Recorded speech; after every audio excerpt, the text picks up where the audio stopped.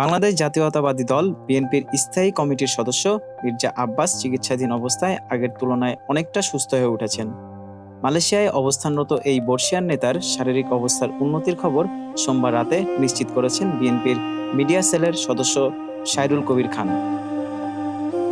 সাইরুল কবির খান জানান, চিকিৎসকদের পরামর্শ অনুযায়ী মির্জা আব্বাস এখন সীমিত সময়ের জন্য আত্মীয় স্বজন ও পরিচিতদের সাথে সাক্ষাৎ করতে পারছেন। পারিবারিক সূত্রে জানা গেছে, আসন্ন ঈদুল আজহার আগেই মির্জা আব্বাসকে দেশে ফিরিয়ে আনতে আগ্রহী স্বজনরা। তবে সবকিছুই নির্ভর করছে তার চিকিৎসার পরবর্তী ধাপ এবং চিকিৎসকের সবুজ সংকেতের উপর। গত 11 মার্চ ইফতারের সময় হঠাৎ অসুস্থ হয়ে পড়লে তাকে রাজধানীর এভারকেয়ার হাসপাতালে ভর্তি করা হয় এবং সেখানে তার মস্তিষ্কে একটি জরুরি অস্ত্রোপচার সম্পূর্ণ হয়।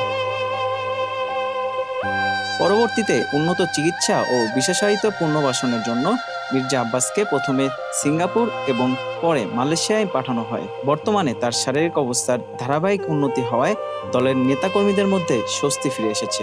চিকিৎসকদের চূড়ান্ত পরামর্শ পাওয়ার পরেই তার দেশে ফেরার দিনক্ষণ নির্ধারণ করা হবে বলে জানানো হয়েছে। রাশিদুল ইসলাম ইমন, মানবকণ্ঠ।